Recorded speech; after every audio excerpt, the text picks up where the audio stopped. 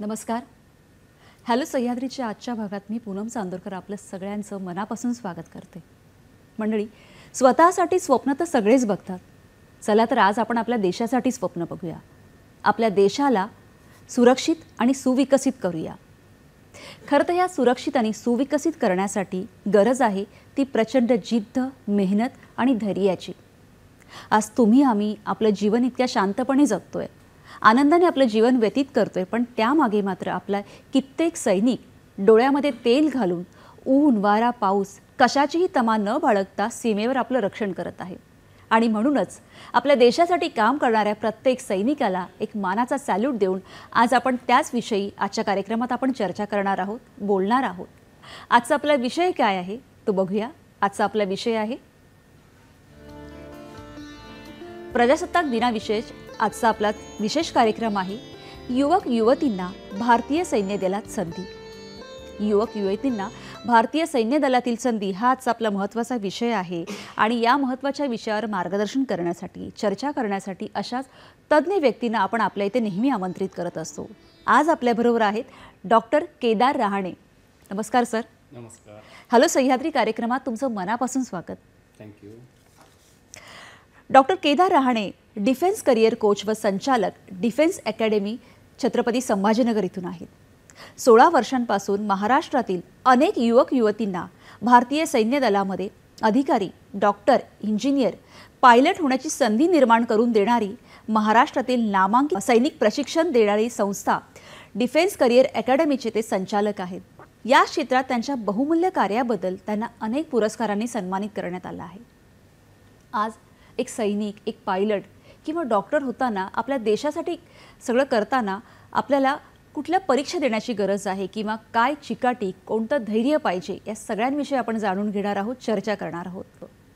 आजच्या आपल्या विषयाला सुरुवात करूया. अतिशय महत्त्वाचा आणि अतिशय छान असा विषय आहे आपला युवक युवतींना भारतीय सैन्य दलातील संधी. आणि आपल्याबरोबर आहेत डॉक्टर केदार रहाणे. सर, पुन्हा एकदा मनापासून स्वागत. कारण विषयच इतका सुंदर आहे आणि प्रजासत्ताक दिनानिमित्ताचा आपला विशेष कार्यक्रम आहे. खरं तर आज तुम्ही आम्ही इथे चर्चा करत आहोत, पण त्याच्यामागे कित्येक जणांची मेहनत असते, कित्येक आपले सैनिक असतात जे सीमेवर लढत असतात आणि आपली रक्षा करत असतात. आणि म्हणूनच आज आपण इथे शांतीने जीवन जगू शकतो असं म्हणतो. पण त्याचबरोबरीने जेव्हा आपण म्हणतो की सैन्य दलामध्ये त्याच्यासाठी काय गुण हवेत त्याविषयी आपण चर्चा करूच, पण सैन्य दलामध्ये करिअर करण्यासाठी कोणते मार्ग आहेत किंवा काय करावं लागतं, काय सांगाल? नक्कीच. भारतीय सैन्य दल म्हणजेच आर्मी, नेव्ही आणि एअरफोर्स म्हणजेच इंडियन आर्म फोर्स. आणि इंडियन आर्म फोर्समध्ये करिअर करण्याच्या प्रमुख 2 संधी उपलब्ध आहेत. पहिली म्हणजे अधिकारी पदासाठी आणि दुसरं म्हणजे सैनिक. अधिकारी पदासाठी 12वी नंतर सर्वात गौरवशाली अशी संस्था महाराष्ट्रात आहे, ती म्हणजे नॅशनल डिफेन्स अकॅडमी. त्यानंतर 10+2 technical entry Indian navy, 10+2 technical entry Indian army. आणि सैन्यामध्ये तुम्हाला डॉक्टर होण्याची संधी मिळते, ती म्हणजे AFMC arm force medical college Pune. आणि नर्सिंगमध्ये अधिकारी होण्यासाठी BSc नर्सिंगसह FMC आपण मुलींसाठी खास, युवतींसाठी खास ही करिअर संधी उपलब्ध आहे. आणि ग्रॅज्युएशन नंतर सुद्धा करिअरच्या संधी उपलब्ध आहेत, ते म्हणजे कंबाईंड डिफेन्स सर्व्हिसेस एक्झाम जी UPSC कंडक्ट करते. एअरफोर्समध्ये आपल्याला FCAT एक्झाम असते आणि FCAT थ्रू सुद्धा सैन्यात करिअर करता येतं. याशिवाय टेक्निकल एंट्री, ग्रॅज्युएट एंट्री अशा अनेक संधी उपलब्ध आहेत सैन्यात अधिकारी पदासाठी. आणि याशिवाय जसं आर्मीमध्ये सोल्जर, नेव्हीमध्ये सेलर आणि एअरफोर्समध्ये एअरमन म्हणून तुम्हाला करिअर करता येतं. अशा अनेक संधी सैन्यामध्ये उपलब्ध आहेत. नक्कीच. म्हणजे या सगळ्यांविषयी आपल्याला जाणून घ्यायचं आणि डिटेलमध्ये जाणून घ्यायचं की कोणत्या एक्झामनंतर म्हणजे कुठल्या परीक्षा असतात, त्याच्यासाठी काय तयारी करावी लागते, या सगळ्यांविषयी आपण जाणून घेऊया. पण NDAमध्ये जेव्हा प्रवेश परीक्षेचे महत्त्वाचे टप्पे असतात ते कोणते कोणते आहेत, काय संधी आहेत आणि त्याच्यासाठी महत्त्वाची गोष्ट म्हणजे किती कठोर मेहनत घ्यावी लागते, त्या सगळ्यांविषयी आम्हाला डिटेल सांगा. नक्कीच. आपण सर्व जाणतो की आपल्या महाराष्ट्रामध्ये एक गौरवशाली अशी संस्था आहे जिची स्थापना 1955 मध्ये झाली आणि आर्मी, नेव्ही, एअरफोर्समध्ये अधिकारी होण्यासाठी प्रशिक्षण देणारी एकमेव संस्था आहे जी सर्वात कमी वयामध्ये म्हणजे 16.5 वयापासून तर 19.5 वर्षापर्यंत करिअर करण्यासाठी उपलब्ध अशी संस्था आहे. तिचं नाव आहे नॅशनल डिफेन्स अकॅडमी NDA. आणि NDAमध्ये करिअर करायचं असेल तर अशा खडतर अशा स्टेजेसमधून तुम्हाला जावं लागतं. NDAची परीक्षा साधारणतः वर्षातून 2 वेळेस होते. दर 6 महिन्यांनी NDAचं नोटिफिकेशन निघतं आणि आपण upsconline.nic.in या वेबसाईटवर जाऊन आपल्याला त्या ठिकाणी अर्ज करावा लागतो. आणि अर्ज केल्यानंतर UPSC म्हणजेच union public service commission NDA सारखी परीक्षा कंडक्ट करते. त्यालाच आपण NDA and NA परीक्षा असं म्हणतो. आणि ही साधारणतः मे आणि जूनमध्ये त्याचं नोटिफिकेशन निघतं आणि परीक्षा ही सप्टेंबरमध्ये होते. आणि ज्यावेळेस डिसेंबर आणि जानेवारीमध्ये नोटिफिकेशन निघतं ती एक्झाम एप्रिलमध्ये असते. अशा वर्षातून 2 वेळेस ही एक्झाम असते. म्हणजे पहिला सर्वात महत्त्वाचा टप्पा असतो ती म्हणजे UPSCची NDA NA लेखी परीक्षा रिटर्न एक्झाम. आणि ही रिटर्न एक्झाम असते 900 मार्काची. त्यामध्ये 2 पेपर असतात आणि एकाच दिवशी हे दोन्ही पेपर द्यावे लागतात. पहिला पेपर जो असतो तो असतो मॅथमॅटिक्स आणि दुसरा पेपर जो असतो गॅट म्हणजे जनरल ॲबिलिटी टेस्ट. आणि ह्या दोन्ही पेपर हे एकाच दिवशी द्यावे लागतात. हा शक्यतो रविवारी पेपर होतो. आणि ह्या 900 मार्कामध्ये जो पहिला पेपर असतो मॅथमॅटिक्स, यामध्ये साधारणतः 11वी आणि 12वी या 11वी-12वीचा मॅथमॅटिक्सचा 80 ते 90% अभ्यासक्रम या ठिकाणी असतो. आणि 80 ते 90% अभ्यासक्रम असल्याकारणानं जो उमेदवार असतो त्यांनी 11वीसह खूप मेहनतीने या परीक्षेची तयारी करणं खूप गरजेचं असतं. आणि दुसरा जो पेपर असतो त्याला आपण जनरल ॲबिलिटी टेस्ट म्हणतो. तो पण पेपर त्या उमेदवाराला त्याच दिवशी द्यावा लागतो. आपल्याकडे स्लाइडही काही असतील. येस नक्की. तर या व्यतिरिक्त आपण स्लाइडवर पण बघूया की पुढचा टप्पा जो असतो तो असतो रिटर्न क्वालिफाय झाल्यानंतर SSB इंटरव्ह्यू. आणि हा SSB इंटरव्ह्यू 5 दिवस चालतो. आणि या SSB इंटरव्ह्यूमध्ये screening test, psychological test, GTO आणि कॉन्फरन्स अशा 900 मार्काची त्या ठिकाणी SSB इंटरव्ह्यू असतो. आणि जे कॅन्डिडेट SSB इंटरव्ह्यू क्वालिफाय करतात त्यानंतर पुढचा टप्पा म्हणजे त्यांचं मेडिकल टेस्ट असते. आणि मेडिकल टेस्ट नंतर ते फायनल मेरिट लिस्ट लागते. आणि अशा प्रकारे प्रत्येक टप्प्यामधून त्या कॅन्डिडेटला जावं लागतं. आता यामध्ये सर्वात महत्त्वाचा पुढचा भाग आपण बघूया तो म्हणजे यासाठी लागणारं एज्युकेशन क्वालिफिकेशन काय असतं. यामध्ये आर्मी विंगमध्ये जर करिअर करायचं असेल तर आपण आर्ट्स, कॉमर्स किंवा सायन्स ह्या तिन्ही टप्प्यामध्ये असाल तरीसुद्धा आपण या आर्मी विंगमध्ये करिअर करू शकता. परंतु आपण विज्ञान शाखेचे जर विद्यार्थी असाल तर तुम्हाला खूप सोपं जातं. आणि नेव्ही आणि एअरफोर्ससाठी मात्र तुमचं 11वी-12वीसह फिजिक्स, केमिस्ट्री आणि मॅथमॅटिक्स असणं गरजेचं आहे. आणि सोबतच इंग्रजी या विषयामध्ये 50% मार्क असणं आवश्यक आहे. आता त्याच्यामध्ये सर्वात महत्त्वाचा टप्पा जो असतो तो म्हणजे पुढे वयोमर्यादा. आणि डिफेन्समध्ये जर करिअर करायचं असेल तर आपलं वय जे आहे हे त्या कॅन्डिडेटनी बघणं खूप गरजेचं असतं. याच्यामध्ये 16.5 ते 19.5 वर्षापर्यंत उमेदवाराला NDA सारखं एक गौरवशाली करिअर करण्याची संधी उपलब्ध असते. आणि वर्षातून 2 वेळेस ही परीक्षा होते. आपण जर साधारणतः विचार केला आता 5वीमध्ये शिकणारा एखादा विद्यार्थी असेल तर 2031 मध्ये NDAची पहिली परीक्षा देऊ शकतो. म्हणजे त्याने आतापासूनच जर शालेय शिक्षणापासून NDAचं प्रिपरेशन सुरू केलं तर त्यांना नक्कीच अशा गौरवशाली करिअर करण्यामध्ये त्यांना खूप उपयोगी साबित होईल. आणि आतापासूनच त्यांनी ती तयारी करावी. तसं बघितलं तर आता 10वीत शिकणारा एखादा विद्यार्थी असेल तर त्याला 2026 मध्ये त्याला पहिला अपॉर्च्युनिटी मिळेल. 11वी आता शिकणारा असेल तर त्याला येणाऱ्या 2025 मध्ये त्याला पहिली अपॉर्च्युनिटी मिळेल, अशी याला वयोमर्यादा असते. आणि आपण जो बघितलं की याला 2 पेपर मी सांगितले UPSC एक्झाम कंडक्ट करते. पहिला पेपर जो असतो मॅथमॅटिक्स आणि दुसरा असतो गॅट पेपर. जो मॅथमॅटिक्स पेपर असतो त्यामध्ये 120 प्रश्न असतात आणि या प्रत्येक प्रश्नाला 2.5 गुण असतात आणि 120 × 2.5 जर आपण केलं तर 300 गुणाची ही परीक्षा असते पहिला पेपर. आणि दुसरा पेपर जो असतो तो असतो जनरल ॲबिलिटी टेस्ट आणि याच्यामध्ये 150 प्रश्न असतात. आणि ही परीक्षा जी असते ही MCQ टाईप म्हणजे मल्टिपल चॉईस क्वेश्चन या ठिकाणी असतात. साधारणतः पूर्ण पेपरमध्ये 270 प्रश्न असतात आणि 900 मार्कासाठी. आणि आपण बघतो की याच्यामध्ये निगेटिव्ह मार्किंग स्कीम असते, त्यामुळे उमेदवाराने ही परीक्षेचा खूप सराव करणं गरजेचं असतं. आणि अशा प्रकारची सराव आपल्या संस्थेमध्ये आपण खूप पहिल्या वर्षापासून करून घेतो, पहिल्या महिन्यापासून करून घेतो. दुसरा जो पेपर असतो तो जनरल ॲबिलिटी टेस्ट. या दुसऱ्या पेपरमध्ये आपण बघूया की गॅटमध्ये साधारणतः 3 विभागामध्ये आपण 600 मार्काची विभागणी करतो. यामध्ये पहिला जो विषय असतो तो असतो इंग्लिश आणि ह्या इंग्लिशमध्ये ऑब्जेक्टिव्ह इंग्लिश असतं. साधारणतः 50 प्रश्न असतात आणि प्रत्येक प्रश्नाला 4 गुण असतात.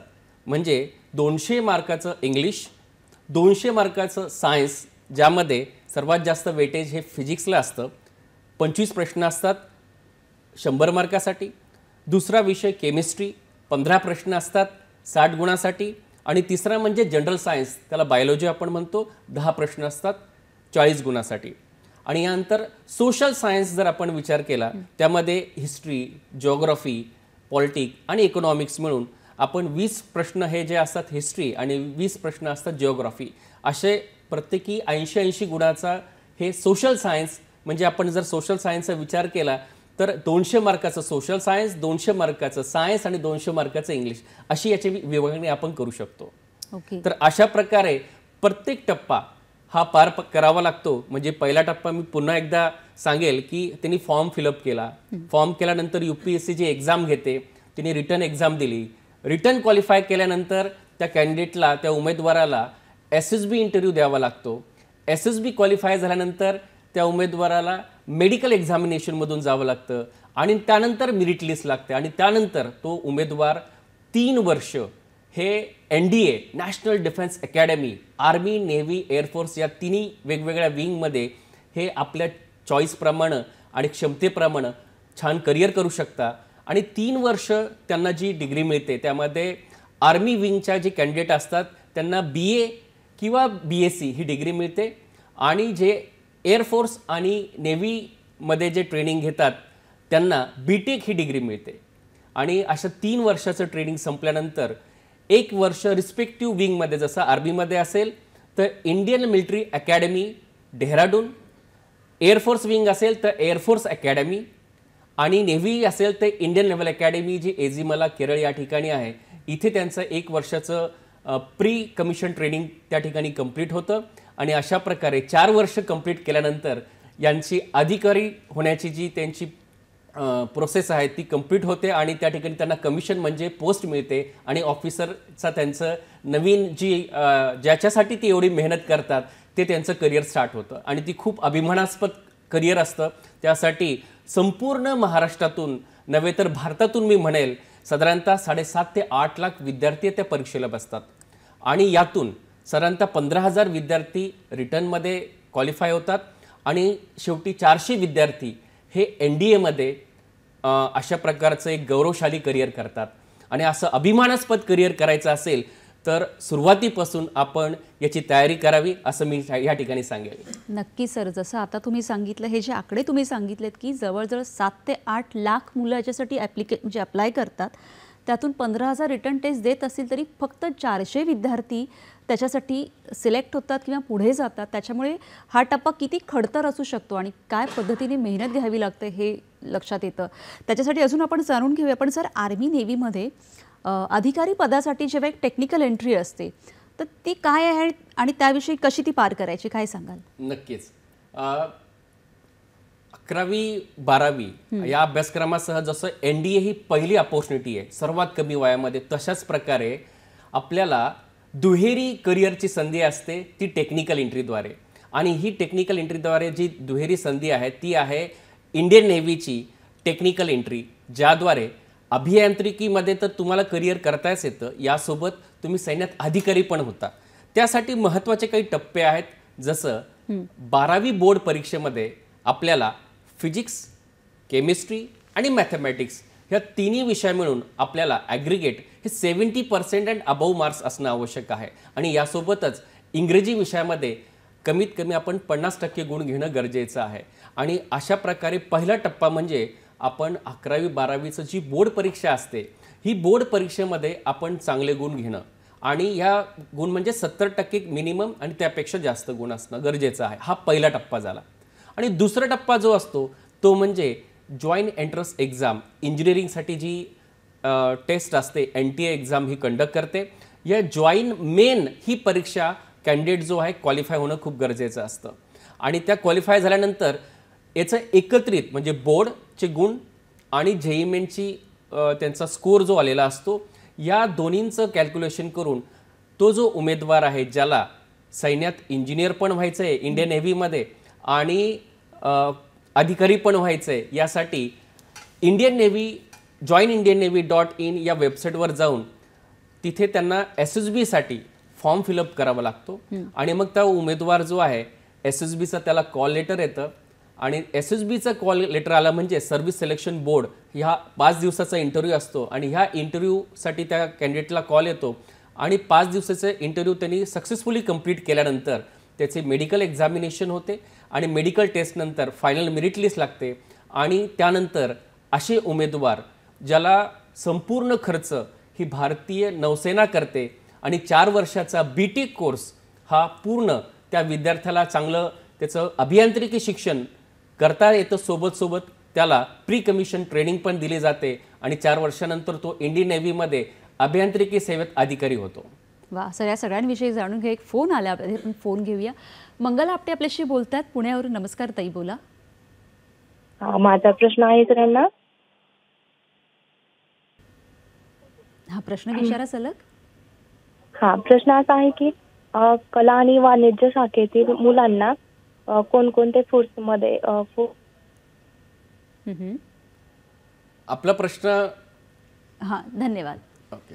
हां, कला आणि वाणिज्य शाखेतील जर मुलं असतील तर कशा संधी आहेत त्यांच्यासाठी? आत्ताच मी सांगितलं की जर कला आणि वाणिज्य शाखेचा एखादा विद्यार्थी असेल आणि त्याला सैन्यात अधिकारी व्हायचं आहे, तर त्यासाठी त्याला NDA थ्रू आर्मी विंगमध्ये त्याला अधिकारी होता येतं.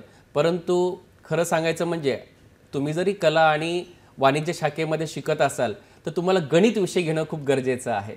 आणि गणित विषय असेल कारण याच्यासाठी पहिला जो पेपर असतो NDAचा तो असतो मॅथमॅटिक्स म्हणजे गणिताचा, आणि त्याचा जर विषय तुम्ही त्या ठिकाणी आर्ट्स फॅकल्टीसोबत जर घेतला तर हे तुम्हाला नक्कीच अधिकारी पदासाठी करिअर करता येईल.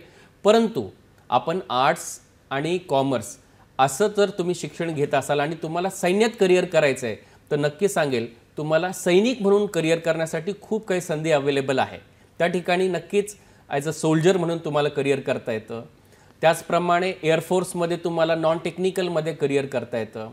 तर अशा अनेक करिअरच्या संधी ह्या आर्ट्स आणि कॉमर्सच्या विद्यार्थ्यांना अवेलेबल आहेत. सर, त्याचबरोबरीने जेव्हा भारतीय सैन्य दलामध्ये मुलींना AFMC मधून डॉक्टर होता येतं, तर ते कसं आणि काय आहेत त्या संधी, किंवा काय त्याच्या काय काय प्रोसिजर आहे त्याची? नक्कीच मुलींसाठी आणि मुलांसाठी सुद्धा जर आपल्याला दुहेरी करिअर करायचं असेल म्हणजे तुम्ही डॉक्टर पण होणार आणि सैन्यात अधिकारी पण होणार, तर इंडियन आर्म फोर्स म्हणजेच आर्मी, नेव्ही आणि एअरफोर्समध्ये या तिन्ही दलामध्ये डॉक्टर होण्याची खूप मोठी संधी उपलब्ध आहे. आणि बऱ्याचशा वेळेस आपल्या संपूर्ण भारतामध्ये मुलं डॉक्टर होण्यासाठी नीटची परीक्षा देतात, परंतु त्यांना हे माहितीच नसतं की सैन्यामध्ये करिअर करण्यासाठी आपल्यासोबत आपण जेव्हा नीटचं प्रिपरेशन करतो त्यावेळेस खूप मोठी संधी ही डॉक्टर आपण MBBS होण्यासाठी ही आहे सैन्यातील, ती म्हणजे arm force medical college Poona. आणि हे जे आर्म फोर्स मेडिकल कॉलेज आहे त्यासाठी आपण काही टप्पे पार करणं खूप गरजेचं असतं. आणि तो पहिला टप्पा असतो ते म्हणजे आपण जेव्हा नीटचं प्रिपरेशन करतो. आता नीट ही परीक्षा थ्रू आपल्याला डॉक्टर होण्यासाठी जसं MBBS करायचं असेल, BHMS करायचं असेल, BMS करायचं असेल, BDS असेल, तर हे वेगवेगळे करिअर आपण नीटच्या परीक्षे थ्रू आपण करू शकतो. नीट क्वालिफाय होणं त्यासाठी गरजेचं असतं. तशाच प्रकारे सैन्यात सुद्धा आपल्याला डॉक्टर व्हायचं असेल, MBBS करायचं असेल, तर त्यासाठी नीटची परीक्षा आपल्याला त्या ठिकाणी उत्तीर्ण व्हावी लागते. आणि ती परीक्षा उत्तीर्ण झाल्यानंतर त्यामध्ये मेरिट लिस्टमध्ये आल्यानंतर आपल्याला आणखीन एक ॲडिशनल परीक्षा द्यावी लागते. ती म्हणजे TOELR, TOELR, म्हणजेच test of English language and reasoning. ही परीक्षा साधारणतः 80 गुणाची असते. प्रत्येक प्रश्न जो असतो तो 2 मार्काचा असतो आणि ह्या परीक्षेमध्ये पास झाल्यानंतर एक कंबाईंड स्कोर होतो आणि कंबाईंड स्कोर झाल्यानंतर त्या उमेदवाराचं त्या ठिकाणी सायकोलॉजिकल असेसमेंट टेस्ट होते आणि ती सायकोलॉजिकल असेसमेंट टेस्ट आणि इंटरव्ह्यूनंतर हा उमेदवार जो असतो फायनल मेरिट लिस्ट लागते. आणि आपल्या भारत देशाला गौरवशाली अशी संस्था आहे ती म्हणजे arm force medical college Pune, ज्या ठिकाणी अत्याधुनिक सर्व प्रकारचं शिक्षण हे मोफत दिलं जातं. हा 4.5 वर्षाचा कोर्स असतो. तिथे उमेदवार ह्या सर्व टप्पे पार केल्यानंतर त्या ठिकाणी हा डॉक्टर 4.5 वर्षाची डिग्री कंप्लीट करतो आणि भारतीय सशस्त्र दलामध्ये त्या ठिकाणी डॉक्टर पण होतो आणि अधिकारी पण होतो. नक्कीच सर, याविषयी अधिक अजून जाणून घेऊया. आपण आधी एक फोन घेऊया. विनया परब आपल्याशी बोलतात विरारवरून. नमस्कार विनयाजी, बोला. प्रश्न विचारा. नमस्कार. हां, माझा प्रश्न असा आहे की एखादा विद्यार्थी ग्रॅज्युएशन नंतर फार्मसी झालेला आहे, तर त्याला काही डिफेन्स अकॅडमीमध्ये करिअर आहे का आणि कोणत्या परीक्षा द्याव्या लागतील? नक्कीच. धन्यवाद विनयताई, थँक्यू.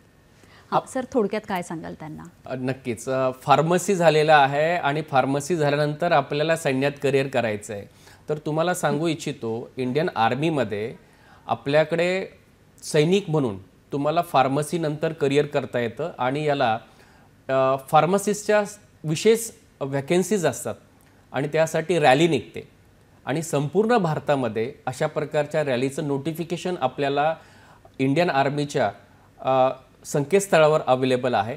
तर तुम्हाला सल्ला असा आहे की याच्या ज्या व्हॅकन्सीज जेव्हा रॅली निघतात त्या रॅली निघल्यानंतर आपला डिप्लोमा झाला असेल, आपली जर डिग्री झाली असेल, तर त्यानंतरसुद्धा आपण जर शारीरिकदृष्ट्या सक्षम असाल आणि अशा प्रकारचं करिअर तुम्हाला करायचं असेल तर नक्कीच तुम्हाला त्या ठिकाणी ह्या करिअरच्या संधी उपलब्ध आहेत. नक्कीच नक्कीच. जसं आता सरांनी सांगितलं की डॉक्टर होऊनही आपण सैन्य दलामध्ये आपलं करिअर करू शकतो, त्याचप्रमाणे नर्सिंगमध्येही अनेक संधी उपलब्ध आहेत. या सगळ्यांविषयी आपण जाणून घेणार आहोत, पण आता वेळ झाली एक छोट्याशा विश्रांतीची. बघत राहा हॅलो सह्याद्री.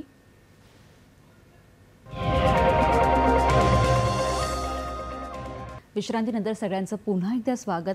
भारतीय सैन्य दलामधील युवक युवतींना संधी या महत्त्वाच्या विषयावर आपण बोलत आहोत आणि आपल्याबरोबर आहेत doctor Kedar Rahane, defence career अकॅडमीचे संचालक. सर, विश्रांतीला जाण्यापूर्वी अनेक काय काय करिअरच्या संधी उपलब्ध आहेत, त्याच्यासाठी कोणत्या कोणत्या याच्यानंतर एक्झाम्स काय आहेत, कशी तयारी करायची, किती मार्कांचे प्रश्न असतात, पेपर असतात, इतकं छान तुम्ही मार्गदर्शन करत आहात. जसं आत्ता आपण डॉक्टर विषयी बोललो की एक म्हणजे डिफेन्समध्येही त्या करिअरच्या संधी आहेत, त्याचप्रमाणे AFMCमध्ये नर्सिंग अधिकारी म्हणूनही करिअरच्या संधी आहेत, त्याविषयी सांगा. नक्कीच. हे बऱ्याचशा युवतींना हे माहिती नसतं. तर नीटचं प्रिपरेशन मात्र करतात, परंतु त्यांच्यासमोर एवढं गौरवशाली असं करिअर अवेलेबल आहे, ते म्हणजे military nursing services. Military nursing सर्व्हिसेसमध्ये BSc नर्सिंग करता येतं. त्यासाठी सर्वप्रथम जो वेगवेगळे टप्पे आपल्याला पार करावे लागतात, तो पहिला टप्पा म्हणजे आपण नीटचे एक्झामचं प्रिपरेशन करतो डॉक्टर होण्यासाठी आणि ह्याच एक्झाम थ्रू जेव्हा आपण मेरिट लिस्टमध्ये येतो ती एक्झाम आपण क्वालिफाय करतो. त्यानंतर आपल्याला पुन्हा एक महत्त्वाचा अडथळा स्टेज आपल्याला कंप्लीट करावी लागते, ती म्हणजे इंटरव्ह्यू. आणि यासाठी 2 तुम्हाला गोष्टी असतात. ते म्हणजे एक तर तुम्ही जॉईन इंडियन आर्मी या वेबसाईटवरती जाऊन तुम्हाला तुमचे नीटचा रिझल्ट आणि तुमचे 12वीचा रिझल्ट हा त्या ठिकाणी फॉर्म फिलअप करावा लागतो. त्याचं नोटिफिकेशन निघतं आणि नोटिफिकेशनचे आपण वारंवार बघितलं पाहिजे. जेव्हा आपला नीटचा रिझल्ट येतो त्यानंतर आपल्याला हा फॉर्म भरता येतो. साधारणतः जूनमध्ये आपल्याला हा फॉर्म फिलअप करता येतो आणि त्या फॉर्म फिलअप केल्यानंतर आपल्याला आणखीन एक टेस्ट द्यावी लागते. ती टेस्ट म्हणजे test of general intelligence and general English.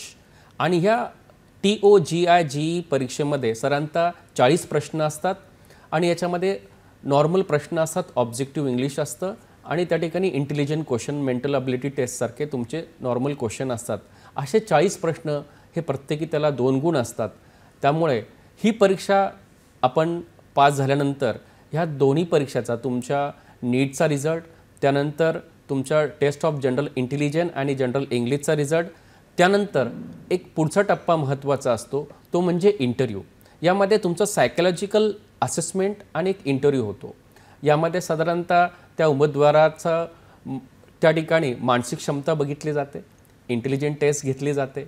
या व्यतिरिक्त त्याचे छंद, त्याची आवड काय आहे, त्याच्यामध्ये जीवनाकडे बघण्याचा दृष्टिकोन कसा आहे, सकारात्मक आहे का, ह्या सगळ्या गोष्टी या इंटरव्ह्यूमध्ये बघितल्या जातात. संवाद कौशल्य बघितलं जातं आणि सामान्य ज्ञान, जनरल अवेअरनेस काय, कौटुंबिक त्यांचा काय पार्श्वभूमी आहे, या सगळ्या गोष्टी या इंटरव्ह्यूमध्ये बघितल्या जातात. आणि त्यानंतर एक मेडिकल टेस्ट होते, मेडिकल एक्झामिनेशन होते आणि त्यानंतर शेवटी या सगळ्यांचा कंबाईंड स्कोर पूर्ण करून असे उमेदवार जे आहेत, म्हणजे विशेषतः महिला उमेदवार म्हणतोय, युवती म्हणतोय, 17 ते 25 वर्षापर्यंत ही परीक्षा देता येते.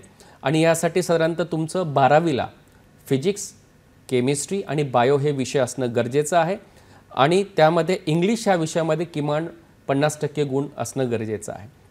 आणि याच्यामध्ये मी जसं सांगितलं की संपूर्ण भारतामध्ये या एक्झाम थ्रू साधारणतः 220 व्हॅकन्सीज असतात आणि ह्या 220 व्हॅकन्सीमध्ये या युवतींना मिलिटरी नर्सिंग सर्व्हिसेसमध्ये अधिकारी पदासाठी करिअर करता येतं.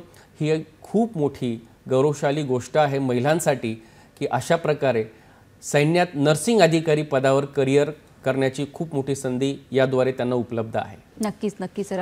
अधिक बोलूया, एक फोन घेऊया. उत्कर्ष शिंदे आपल्याशी बोलतात कोल्हापूरवरून. नमस्कार, प्रश्न विचारा तुमचा. हॅलो, प्रश्न विचारा. माझा प्रश्न हा आहे की NCCचा काय फायदा होतो NDA मध्ये? नक्कीच, थँक्यू सो मच.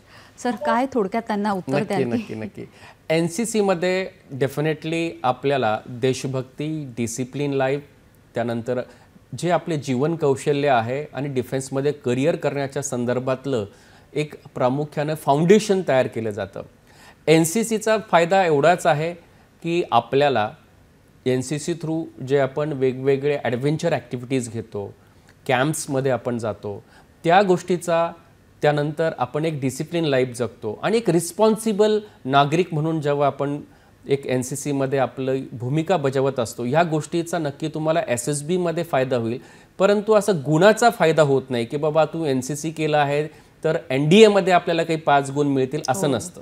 परंतु हां, आपण जेव्हा सोल्जर या पदासाठी इंडियन नेव्हीमध्ये असेल, आर्मीमध्ये असेल, एअरफोर्समध्ये असेल, त्या ठिकाणी मात्र आपल्याला जे आहे की या गुणांचा त्या ठिकाणी बेनिफिट होतो. नक्कीच. सर, आता तुम्ही जसं सांगितलं की धैर्य, चिकाटी या सगळ्या गोष्टी पाहिजे, डिसिप्लिन पाहिजे. 16 वर्ष या अकॅडमीमधून अनेक मुलांना तुम्ही घडवलं आहे, अनेक अनुभव आले असेल, तर काही अनुभव आम्हालाही ऐकायला नक्कीच आवडतील. मला आवडेल तुम्हाला सांगायला की आपली डिफेन्स करिअर अकॅडमी जी आहे छत्रपती संभाजीनगर आणि आता कोल्हापूरमध्ये आम्ही ह्या वर्षीपासून सुरू करतो आहे. तर DCAचे जेव्हा कॅडेट्स आम्ही त्यांना ट्रेन करतो, यातले आमचे 2 कॅडेट्स, याच्यातला पहिला कॅडेटची बद्दल मी तुम्हाला सांगू इच्छितो, तो म्हणजे कॅडेट तन्मय देशमुख, जो की आता लेफ्टनंट म्हणून आमच्या छत्रपती संभाजीनगरमध्येच रुजू झाला आहे. तो आला, त्यानंतर त्याने आल्यानंतर 10वी नंतर आपल्याकडे 2 वर्ष आपल्या संस्थेमध्ये ट्रेनिंग घेत असताना खूप चांगले अनुभव असे आले की काही विद्यार्थी असतात, हट्टी असतात, अल्लड असतात, परंतु त्यांच्या जीवनामध्ये काहीतरी करिअर करण्याची खूप मोठी इच्छा असते आणि ती इच्छा खूप प्रगल्भ असते. आणि अशा वेळेस मुलांचा जो नटखटपणा असतो, त्यांच्यामध्ये काम करण्याची, मेहनत करण्याची जिद्द भरपूर असते. परंतु कुठेतरी आपण म्हणतो की जेव्हा मोठे तेवढं कोणी सांगत असतात ते तेव्हा ऐकत नाही, परंतु त्यांना रिअलाईज होतं की नाही, आम्हाला आमचे टीचर, आमचे सर आम्हाला योग्य ते करिअरचं मार्गदर्शन करतायत, तेव्हा त्यांच्याकडे जे जीवनाकडे बघण्याचा दृष्टिकोन हा बदलून जातो. आणि मला तन्मयबद्दल सांगावंसं वाटेल की तो त्याच्या आयुष्यामध्ये जेवढा नटखट होता, बंडखोर होता, परंतु तेवढा रिस्पॉन्सिबल पण झाला. आणि आज NDAच्या म्हणजे प्रत्येक स्टेज त्यांनी क्वालिफाय करून त्यानंतर IMA मधली ट्रेनिंग कंप्लीट करून त्याला कमिशन मिळालं आहे. म्हणजे तो आता लेफ्टनंट या पदावर रुजू झाला आहे. ही खूप अभिमानाची गोष्ट आहे आम्हा सर्वांना, DCAच्या सर्व फॅमिलीला. यासोबतच मला आणखीन एक माझ्या कॅडेटची तुम्हाला शेअर करायला आवडेल. तो म्हणजे कॅडेट मयुरेश पाटील, जळगावचा विद्यार्थी आहे. 10वीपर्यंत त्याचं शिक्षण झाल्यानंतर त्यांनी 11वी-12वी आपल्या संस्थेमध्ये त्यांनी कंप्लीट केलं. आणि 11वी-12वी सोबत हा खूप पॅशनेट विद्यार्थी, त्यांनी बॅलन्स आपली लाईफ जी आहे जगला. स्पोर्ट्समध्ये त्यांनी पार्टिसिपेट केलं. DCAमध्ये जेवढ्या काही ॲक्टिव्हिटी व्हायच्या त्यामध्ये तो प्रामाणिकपणे सहभागी व्हायचा. असे काही विद्यार्थी असतात की ज्यांच्याकडे आपण बघितल्यानंतर ट्रेनिंग घेतानाच असं वाटतं की येणाऱ्या काळामध्ये ते नक्कीच ऑफिसर होतील. नक्कीच. आणि त्या नजरेतून आम्ही जेव्हा बघायचो, त्यांना ट्रेन करायचो. आणि आज मला अभिमान वाटतो की INS विक्रांत सारख्या ठिकाणी आज सब लेफ्टनंट म्हणून तो जॉईन झाला आहे. आम्हा सर्वांना त्या गोष्टीचा खूप अभिमान आहे. नक्कीच नक्की सर. खरंच सगळ्यांना खरंच खूप अभिमान वाटतो जेव्हा आपले सैनिक किंवा अशी जेव्हा मुलं तयार होतात आणि जे आपल्या देशासाठी काही काम करतात. सगळ्या परीक्षांविषयी जेव्हा आपण बोलत आहोत तेव्हा एक SSB इंटरव्ह्यू म्हणजे नेमकं काय आणि त्याच्यासाठी तयारी कशी करायची त्याविषयी सांगा. नक्कीच. सैन्यात अधिकारी व्हायचा असेल तर प्रत्येक उमेदवाराला NDA, technical entry army, technical entry navy, CDS exam through तुम्हाला अधिकारी व्हायचं असेल, ग्रॅज्युएशन नंतर FCAT नंतर व्हायचं असेल तर अशा अधिकारी पदावर रुजू होण्यासाठी भारतीय सशस्त्र दलामध्ये म्हणजेच आर्मी, नेव्ही, एअरफोर्समध्ये तुम्हाला सर्व्हिस सिलेक्शन बोर्डसारख्या खरं तर कठीण अशा प्रोसेसमधून जावंच लागतं. आणि ती आवश्यक पण आहे. कारण तुम्ही जेव्हा उमेदवार म्हणून या सैन्याच्या करिअरकडे बघता त्यावेळेस तुम्ही उद्याचं भारताचं संरक्षणाची जबाबदारी तुमच्या खांद्यावर पेलू शकता का? तसं तुमचं व्यक्तिमत्व आहे का? तुमच्यामध्ये तशी लिडरशिप क्वालिटी आहे का? हे या SSB इंटरव्ह्यूमधून बघितलं जातं. आणि असं सर्व्हिस सिलेक्शन बोर्डचे संपूर्ण भारतामध्ये 11 सेंटर्स आहेत ज्या ठिकाणी वर्षभर वेगवेगळ्या इंटरव्ह्यू थ्रू SSB थ्रू विद्यार्थी जे आहेत या SSB इंटरव्ह्यूला येतात. आणि ही जी 5 दिवस चालणारी प्रक्रिया आहे आणि मी म्हणेल सर्वात कठीण अशी ही निवड प्रक्रिया आहे, परंतु ती गरजेची पण आहे. आणि SSB इंटरव्ह्यू जी आहे ही पर्सनॅलिटी बेस्ड सिलेक्शन आहे. तुमच्या व्यक्तित्वाचं त्या ठिकाणी चाचपणी केली जाते. तुमच्यामध्ये ते नेतृत्व क्षमता आहे का, तुम्ही मानसिकरित्या, शारीरिकरित्या तुमच्यामध्ये तो स्टॅमिना आहे का, हे सगळं बघण्याचं काम या SSB इंटरव्ह्यूमधून होत असतं. याचे प्रामुख्याने 2 स्टेजेस असतात. पहिली जी स्टेज असते त्याला आपण स्क्रीनिंग टेस्ट म्हणतो. आणि ही जी स्क्रीनिंग टेस्ट असते या स्क्रीनिंग टेस्टमध्ये साधारणतः एक टेस्ट असते त्याला OIR म्हणजेच ऑफिसर इंटेलिजंट रेटिंग टेस्ट असं म्हटलं जातं. यामध्ये व्हर्बल आणि नॉन व्हर्बल असे काही प्रश्न विचारले जातात ज्याला आपण साधारणतः मानसिक क्षमता चाचणी असं म्हणतो. आणि असे काही प्रश्न थ्रू त्या कॅन्डिडेटची ही व्हर्बल नॉन व्हर्बल टेस्ट होते. त्यानंतर आणखीन एक टेस्ट असते तिला आपण PPNDT टेस्ट म्हणतो, picture perception and description test. तुम्हाला त्यामध्ये एक स्लाईड दाखवली जाते, चित्र दाखवलं जातं आणि त्या चित्रावर तुम्हाला काही स्टोरी लिहायची असते. म्हणजेच तुमची त्या ठिकाणी विचार प्रक्रिया कशी आहे, तुम्ही कसा सकारात्मक कोणत्याही परिस्थितीमध्ये विचार करता आणि तुम्ही त्या ठिकाणी आपले विचार कशा प्रकारे मांडू शकता, तुमची निर्णय क्षमता काय आहे हे बघण्याचं काम या PPNDT टेस्टमधून होतं. हा झाला पहिलं स्क्रीनिंग टेस्ट. आणि जे उमेदवार या स्क्रीनिंग टेस्टमध्ये क्वालिफाय होतात, हा पहिल्या दिवसाची टेस्ट असते, 1 ते 1.5 दिवस ही टेस्ट चालते. आणि जे कॅन्डिडेट, जे उमेदवार या पहिल्या स्टेजमध्ये क्वालिफाय होतात त्यांना स्टेज 2 मध्ये रेकमेंडेड केलं जातं. आणि स्टेज 2 जी असते ती खऱ्या अर्थानं मेन SSB असते. आणि ती SSB म्हणजे आपण त्याला संस्कृतमध्ये मनस वाच्य कर्मण टेस्ट म्हणतो. आता मनस म्हणजे मानसिक क्षमता म्हणजेच मनोवैज्ञानिक टेस्ट. आता या सायकोलॉजिकल मनोवैज्ञानिक टेस्टमध्ये प्रामुख्याने जी टेस्ट होते ती उमेदवाराची मानसिक क्षमता कशी आहे, त्याची विचार करण्याची प्रक्रिया कशी आहे, तो किती सकारात्मक दृष्टिकोनातून तणावाखाली असताना सुद्धा योग्य निर्णय घेऊ शकतो, हे या टेस्टमधून बघितलं जातं. आणि ह्या टेस्टमध्ये प्रामुख्याने आपण बघतो थिमेटिक ॲप्रिशिएशन टेस्ट असते, ज्यामध्ये काही स्लाईडवरती तुम्हाला अस्पष्ट असे चित्र त्या ठिकाणी दाखवले जातात. साधारणतः टोटल 11 स्लाईडमध्ये अस्पष्ट चित्र असतात आणि शेवटची स्लाईड ही रिकामी असते. तर त्या उमेदवाराला त्या स्लाईडवरती स्टोरी लिहायची असते आणि त्या स्टोरीतून लक्षात येतं की तो जो उमेदवार आहे हा किती सक्षमतेने वेगवेगळ्या परिस्थितीमध्ये कसा निर्णय घेतो, त्याची विचारधारा काय आहे, तो सकारात्मक विचार करतो की नाही करतो. यानंतरची पुढची टेस्ट जी असते त्याला वर्ड असोसिएशन टेस्ट म्हणतात, वॅट टेस्ट म्हणतात. त्यांना एक शब्द दिला जातो आणि तुम्हाला फक्त 15 सेकंदामध्ये सेंटेन्स तयार करायचं असतं. म्हणजे तुमची विचारशैली कशी आहे पटकन तुम्ही तुमच्या त्या सेंटेन्समधून लक्षात येतं. पुढचा आहे सिच्युएशन रिॲक्शन टेस्ट. म्हणजे तुम्हाला काही 60 अशा सिच्युएशन दिले जातात, परिस्थिती दिली जाते वेगवेगळी, पुराची परिस्थिती असेल, अशा अनेक अवघड अशा परिस्थिती दिल्या जातात आणि त्यावेळेस तुम्ही काय निर्णय घेतात, त्यावेळेस तुमची मानसिक क्षमता काय असते हे त्यातून बघितलं जातं. आणि सगळ्यात शेवटी टेस्ट असते सेल्फ डिस्क्रिप्शन टेस्ट. यामध्ये साधारणतः तुमच्या स्वतःबद्दल तुमचे आईवडील, तुमचे मित्र, तुमचे शिक्षक तुमच्याबद्दल काय अभिप्राय देतात, तर हे त्या टेस्टमध्ये लिहायचं असतं. साधारणतः याच्यामधून नक्कीच तुमचं स्वतःबद्दलची स्वजाणीव, तुमचा आत्म अनुभूती काय झाली हे त्या टेस्टमधून लक्षात येतं. आणि अशा प्रकारच्या मनोवैज्ञानिक टेस्टमधून त्या उमेदवाराचं व्यक्तिमत्व बघण्याचं काम या टेस्टद्वारे केलं जातं. त्यानंतरची पुढची जी टेस्ट असते ती GTO घेतात, ग्रुप टेस्टिंग ऑफिसर. आणि याच्यामध्ये सुद्धा साधारणतः 9 वेगवेगळ्या टेस्ट असतात. पहिली जी टेस्ट असते ग्रुप डिस्कशन, दुसरी टेस्ट असते ग्रुप प्लॅनिंग एक्सरसाइज, तिसरं प्रोग्रेसिव्ह ग्रुप टास्क, त्यानंतर ग्रुप ऑब्स्टॅकल रेस, यानंतर half group task, lecturettes, individual obstacle, command task आणि फायनल ग्रुप टास्क. अशा वेगवेगळ्या टेस्टच्या माध्यमातून या जो उमेदवार असतो त्याचं लिडरशिप क्वालिटी, तो समूहाला कसं घेऊन जातो, त्याच्यामध्ये नेतृत्व गुण कसे आहेत, त्यांनी सगळ्यांना सामावून घेतो का, सोशल ॲडजस्टमेंट करतो का, असे वेगवेगळे OLQs ज्याला आपण ऑफिसर लाईक क्वालिटीज असं म्हणतो, ह्या टेस्टिंग या क्वालिटीजचं टेस्टिंग या GTOमध्ये होतं.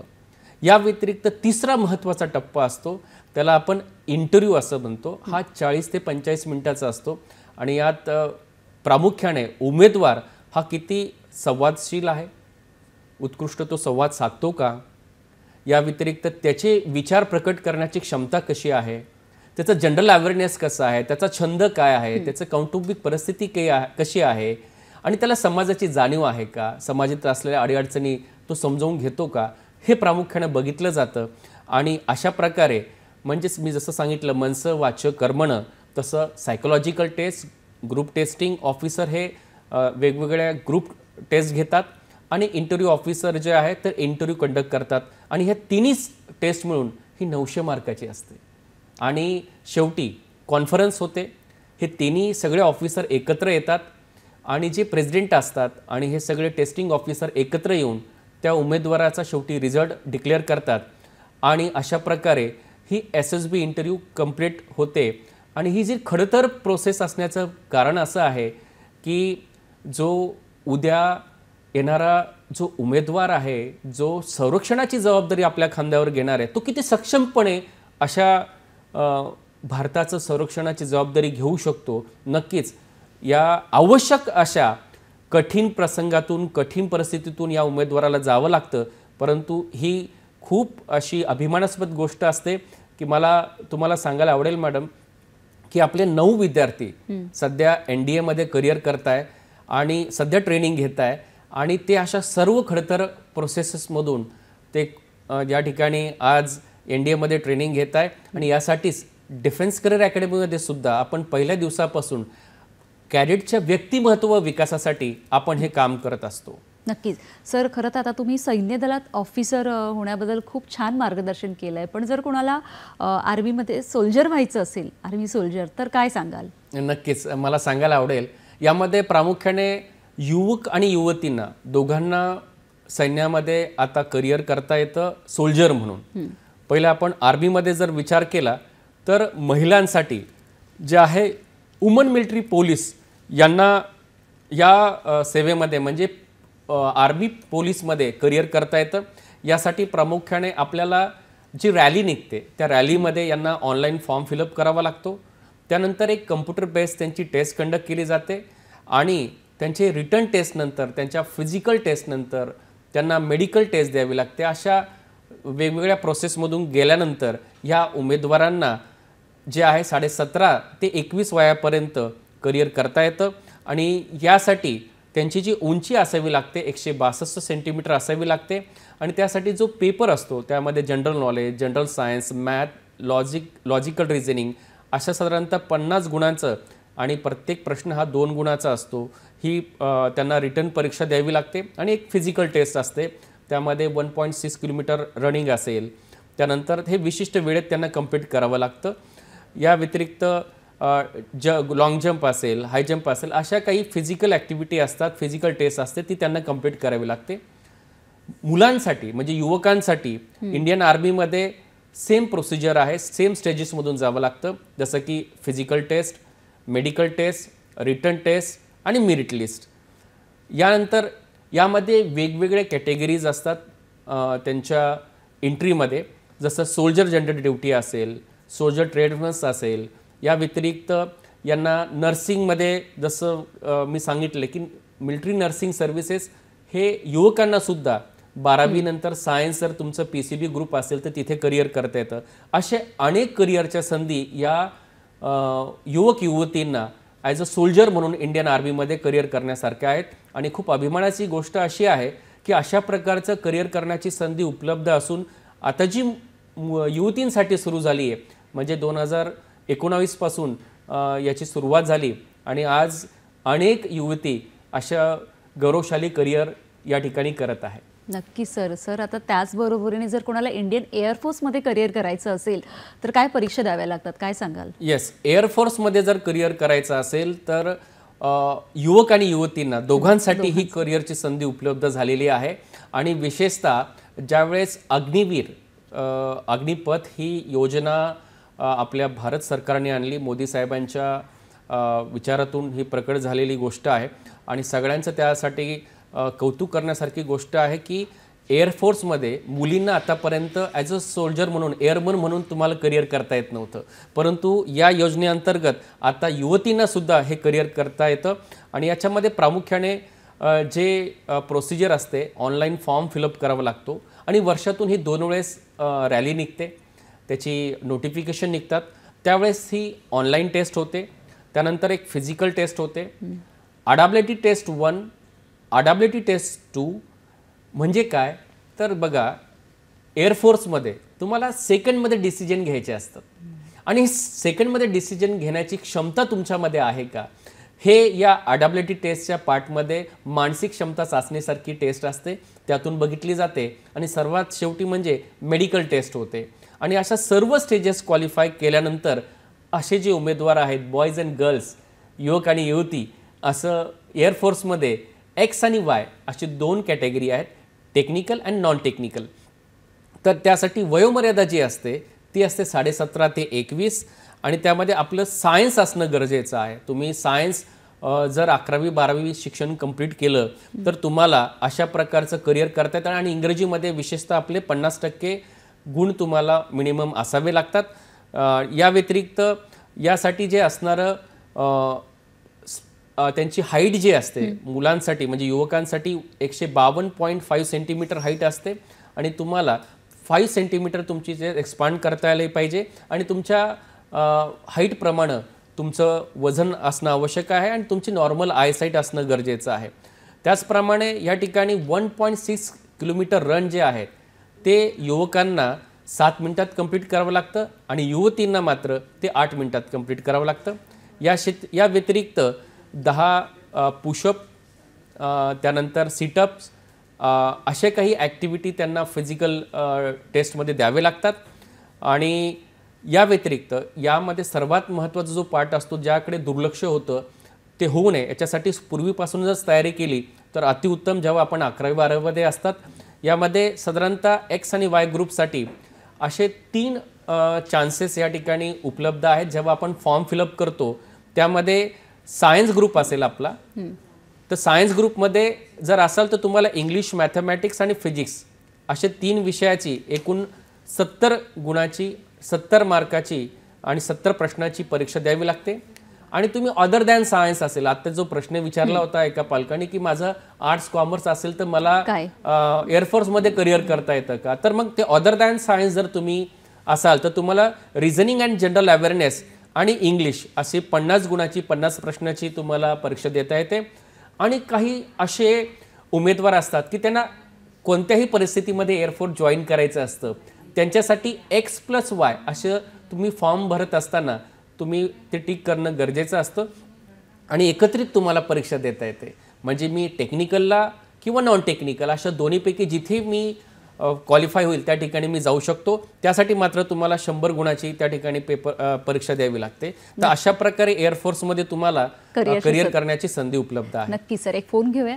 स्वाती माने आपल्याशी बोलताय साताऱ्यावरून. नमस्कार स्वातीजी, बोला, प्रश्न विचारा. स्वातीताई, प्रश्न विचारा. हा, नमस्कार सर. मी स्वाती माने बोलते सातारहून. माझा मुलगा ANTC इंजिनिअरिंग बीटेक झालेला आहे जस्ट, आणि त्याला नेव्हीमध्ये अधिकारी होण्यासाठी मार्गदर्शन जरा का मिळावं आपल्याकडून, की SSB मध्ये त्याला करायचं आहे. त्या दृष्टीनं काय करावं पुढे आता? नक्कीच, धन्यवाद. एक्झिक्युटिव्ह साठी म्हणजे ऑफिसर. नक्कीच नक्कीच, धन्यवाद सर. अगदी थोडक्यात काय सांगाल? यामध्ये सर्वप्रथम जेव्हा इंजिनिअरिंग कंप्लीट होतं तर आपलं इंजिनिअरिंग कंप्लीट केल्यानंतर त्या ठिकाणी तुम्हाला भरपूर काही अशा संधी उपलब्ध आहेत. तुम्हाला एअरफोर्समधून FCAT थ्रू किंवा CDS थ्रू हे करिअर करता येतं. त्यासाठी तुम्हाला रिटर्न एक्झाम पण क्वालिफाय करावी लागते आणि या व्यतिरिक्त तुम्हाला SSB इंटरव्ह्यू द्यावा लागतो. जसं मी आता SSB इंटरव्ह्यूबद्दल तुम्हाला सविस्तर सांगितलं, ती याचे अनेक ट्रेनिंग सेंटर आहेत. त्या ट्रेनिंग सेंटरमध्ये जाऊन आपण 5 दिवसाचं फक्त आपण SSBचं प्रिपरेशन किंवा 15 दिवसाचं कॅप्सूलला होत नाही. त्यासाठी तुम्हाला निरंतर तुम्ही हे जनरल अवेअरनेस जे असतं त्यासाठी न्यूजपेपर वाचणे, त्यानंतर ज्या वेगवेगळ्या सोशल ॲक्टिव्हिटीज होतात त्यामध्ये सहभागी होणे, ह्या सगळ्या तुम्हाला गोष्टी करावे लागतील. आणि अशा प्रकारचं करिअर करण्याची खूप मोठी संधी आहे. पण तुम्हाला नियमित आर्मी, नेव्ही, एअरफोर्सच्या जे अधिकृत वेबसाईट आहेत त्याच्यावरती काही नोटिफिकेशन येतात, ते आपण वारंवार बघावं. आणि आपण ज्यावेळेस त्याचे नोटिफिकेशन येतं आपण फॉर्म फिलअप करावा. आणि SSB इंटरव्ह्यूची प्रिपरेशन ही परीक्षा आल्यावर न करता ही सुरुवातीपासून करावी, जेणेकरून तुम्हाला सहज ती परीक्षा देता येईल. नक्कीच सर, इतक्या छान पद्धतीने तुम्ही मार्गदर्शन करत आहात. विषय खूप मोठा आहे, पण तरी पण आपल्या सगळ्या युवक युवतींना उज्ज्वल करिअरसाठी काय कानमंत्र द्याल किंवा काय सांगावं असं वाटतं? मी नक्कीच या ठिकाणी सर्व व्ह्यूवर्सला सांगू इच्छितो की युवक युवतींनो, तुमच्यासाठी भारतीय सेनेमध्ये म्हणजेच आर्मी, नेव्ही, एअरफोर्समध्ये करिअर करण्याच्या खूप काही संधी आहेत आणि तुमच्यामध्ये क्षमता पण आहेत. फक्त माहितीचा अभाव, वेळेवर सुरुवातीपासून नियोजन न करणे, यासाठी मी तुम्हाला सांगू इच्छितो तुमच्या शालेय शिक्षणासह, तुमच्या महाविद्यालयीन शिक्षणासह तुम्ही निरंतर सातत्याने जे आहे या परीक्षांचा आपण माहिती घेतली पाहिजे, त्यासाठी प्रिपरेशन केलं पाहिजे. आणि हे सातत्याने प्रिपरेशन करायचं असेल तर नक्कीच आपल्याला चांगल्या सवयी आपल्याला जुळवाव्या लागतील. कारण कोणताही व्यक्ती हा मोठं करिअर जर साध्य करायचं असेल तर त्याला चांगल्या सवयींचं पाठबळ लागतं. त्यामध्ये सर्वात महत्त्वाचं, सैन्यामध्ये जर करिअर करायचं असेल तर तुम्ही फिजिकली फिट आणि मेंटली टफ असायला पाहिजे.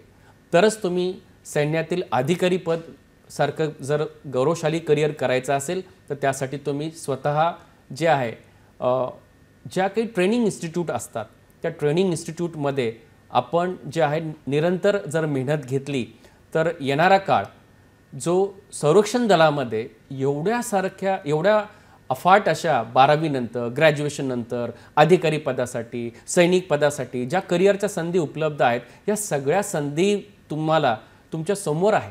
फक्त योग्य वेळेस योग्य निर्णय घेऊन आपण तो फॉर्म फिलअप करावा आणि सुरुवातीपासून आपण त्याची तयारी करावी, असं मी या ठिकाणी सांगू इच्छितो. जसं की यामध्ये लेखी परीक्षेची जी तयारी करायची असते, त्या लेखी परीक्षेसाठी हा जनरल अवेअरनेससाठी आपण जो इंग्लिश न्यूजपेपर असतो तो आपण नियमित वाचावा. जसं DD दूरदर्शनवरती ज्या इंग्लिश न्यूज असतात त्या आपण ऐकाव्यात, बघाव्यात, जेणेकरून तुमचं जनरल अवेअरनेस त्या ठिकाणी वाढेल. त्याचप्रमाणे रेग्युलर आपण आपल्या आयुष्यातले एक 40 मिनटं आपल्या फिजिकल फिटनेससाठी द्यावेत आणि ज्या वेळेस तुम्हाला आपल्या व्यक्तिमत्वाला खुलवण्यासाठी ज्या संधी उपलब्ध असेल, जिथे भाषण करण्याची तुम्हाला संधी उपलब्ध झाली तिथे आपण समोर येऊन आपण त्या ठिकाणी प्रेझेंट करावं. अशा तुमच्या एक्स्ट्रा को-करिक्युलर ॲक्टिव्हिटीमध्ये सुद्धा तुम्ही स्वतः त्या ठिकाणी सहभाग नोंदवावा, जेणेकरून ह्या SSB सारख्या इंटरव्ह्यूमध्ये म्हणा किंवा येणाऱ्या आयुष्यातले कोणतेही इंटरव्ह्यू सहज तुम्ही फेस करू शकता. नक्कीच नक्कीच. जसं तर सरांनी सांगितलं की देशासाठी करिअर करण्यासाठी किंवा देशासाठी काहीतरी करण्यासाठी आपल्या युवक युवतींना अनेक संधी उपलब्ध आहेत. नक्की त्या संधींचा फायदा घ्या आणि आपल्या देशासाठी काहीतरी करून दाखवा. सर, तुम्ही त्या आलात आणि इतकी छान माहिती दिली त्यासाठी खरंच खूप खूप धन्यवाद. प्रजासत्ताक दिनाच्या आपल्या सगळ्या देशवासियांना खूप खूप शुभेच्छा. भेटूया पुढील भागात पुन्हा एका नवीन विषयासह. तोपर्यंत नमस्कार. धन्यवाद.